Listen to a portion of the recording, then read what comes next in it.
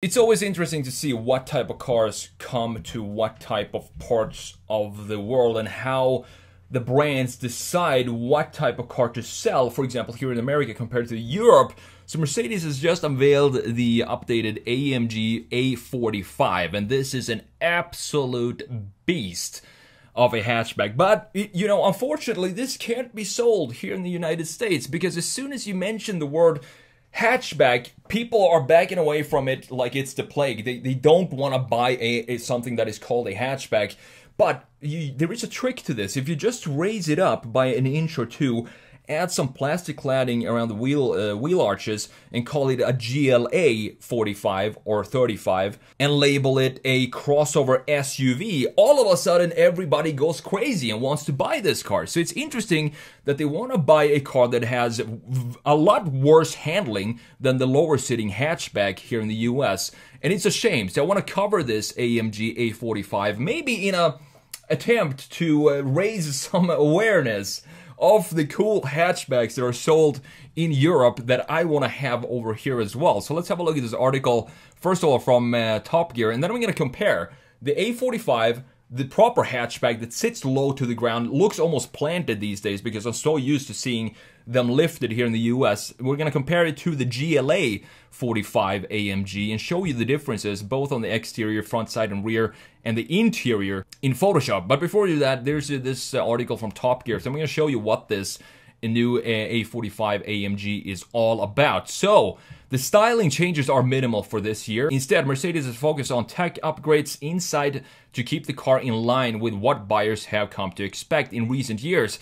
As with other AMGs, the A45 comes in two variants. You have the plain A45 and the more flavorsome A45s. The latter with an extra 33 horsepower, more standard kit, bigger wheels, so you have 19s instead of 18s. And as you know, Mercedes wheels, they look absolutely fantastic. This is no different. Larger exhaust pipes, double the number of diffuser fins. That's cool. Bigger brakes and variable drive modes. And you also have all-wheel drive. Power is typically distributed 50-50 between the axles. At the front axle, you have a mechanical slip diff to power either side, but at the rear, it's fully electronic. A pair of sophisticated clutch packs can send 100% of the power in the rear to one side of the wheel, and this is similar to four-wheel steering. Just imagine that 100% of the wheel on the outside wheel is spinning as you take a corner. It sounds like it's a really cool car to drive, and there's also a drift mode for the A45 AMG. 2-liter 4-cylinder turbo engine produces 415 horsepower, 369 pound-feet of torque. That means 0 to 62 miles per hour in 3.9 seconds and a top speed of 168 miles per hour. Not bad at all. So here's the interesting thing. This A45 is the main rivals. So the Audi RS3, you have the Honda Civic Type R, and now the Acura Integra Type S, I would assume as well, and the Volkswagen Golf R, and all of those cars are sold here in the US. Why can't we have the A45S AMG as well here? That is a very interesting question that I would like answered to. The A45 has a different brief though. It's just to go fast and have fun. That aligns it precisely with the Audi RS3, a car that is both less talented and less charismatic, and also sold here in the US. The A45 has a pretty big sweet spot. It looks good inside and out, operates unobtrusively when you don't demand much from it, and goes properly feral when you do. So let's have a look at the design of this, because I think it's such a cool design. There's one thing in the front end that I would like to change though, but Mercedes has kind of already done that for me, and those are the headlights. So here is up top, we have the European version of this hatchback, the proper A45 AMG, and down low we do have the GLA. So put GL in front and you're able to sell it here in the States. You can see that we do have different headlights here for the A-Class, the A45 and the GLA. I would like to have these headlights. I think they look more elegant and smooth. They're more Mercedes to me. I want to have those applied onto the A45 AMG, and then we can take it over here and sell it in the US. But have a look at the stance of this car. It looks so cool. It looks like a proper hot hatchback, this design, and that's exactly exactly what I want to see with these cars.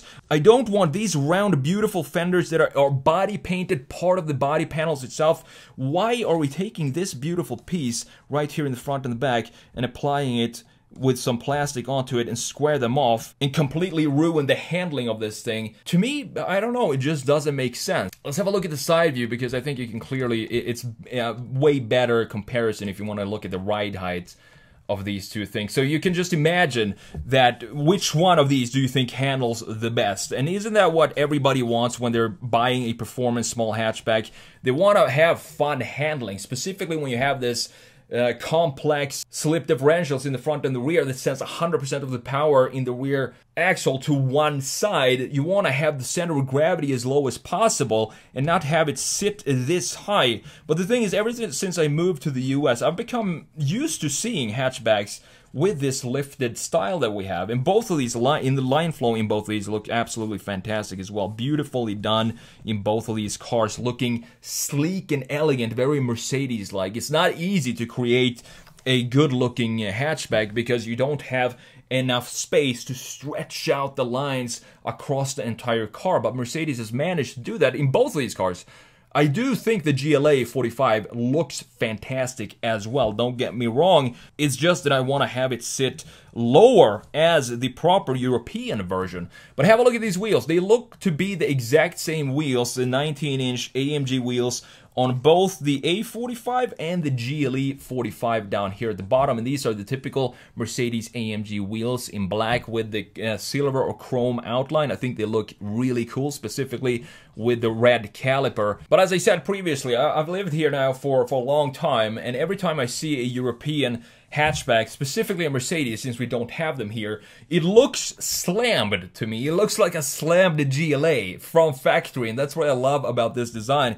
You can see that we have a difference in the shoulder line as well, the greenhouse, because in the GLA it has this upswing to it, so this line at the bottom goes up a little bit, while in the GLA it follows the same line as the shoulder, looking very nice and adding some more forward movement to this design overall. So let's have a look at the rear view before we have a look at the interior. And doesn't this A45 look so cool from this angle with the quad exhaust pipes in the rear end, probably sounding fantastic. I hope this is a functional air vent that we have, and I also like the dynamic feeling that we have in the LED lights in the rear end, looking fantastic. Up top we do have this AMG wing. Craziness that Mercedes just added a double, because we do have a spoiler underneath it, and on top of that Mercedes-AMG planted this wing, which we also have on the SUV, if you can call this an SUV. To me, it's just a lifted hatchback. But I love that they added this type of styling onto these cars, because it shows that Mercedes know their target audience. If you have a small hatchback, the AMGs, you can add some fun styling features such as this wing and the big exhaust in the bottom, and have some more fun with the styling. For example, imagine if this was a GLS AMG. There's no way Mercedes would put this roof wing on top of a GLS, because that's for a more grown up, a little bit more sophisticated, dialed down audience. But that's not the case with the GLA or the A45 up here. Not sure which one of these diffuser I prefer the most, because you can see that we have some roundedness going on here, some curvatures in this section, while in the GLA it's completely straight. And it still looks very nice to me. Both of these rear ends look absolutely fantastic. We also have some different styling for the taillights, although they did update the GLA for 2024. So now we only have, I do think we only have the GLA 35 now moving forward from 2024. And the GLA 45 here in the US at least is no more. I'm not entirely sure about that, but I do know that they updated some graphics of the new 2024 model year for the GLA as well. So let's have a look at the interior last but not least, and they look pretty identical. I do believe that this is almost the exact same styling that we have in both of these cars. As I've said before, the interiors of Mercedes AMG these days is just so good looking. Yes, we do have dual screens here, but I don't mind it. It looks like they have some radius to them in the corners here, looking nice, and not just a sharp panel of screens with no styling to the screen itself.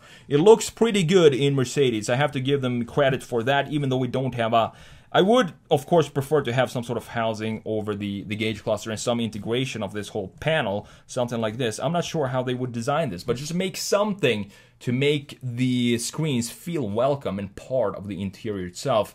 But other than that, these steering wheels, the vents, the physical buttons for the climate control settings, that's also an interesting feature to think about.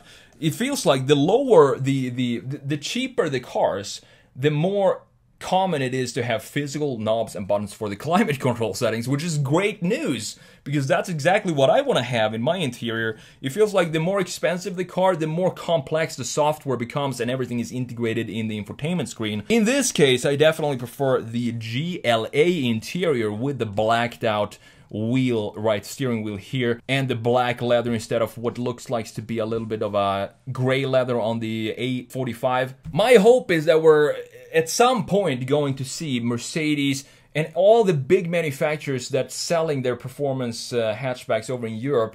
I want to have them come over here just as an experiment. You don't even have to call them hatchback. You can come up with some new label for them if that's the reason why you think they're not going to sell here. Because honestly, I do think right now, with cars being so expensive, specifically performance cars, if we can get a cheaper version with the drivetrain and the performance of the more expensive, bigger cars, I think that would be a hit here in the US.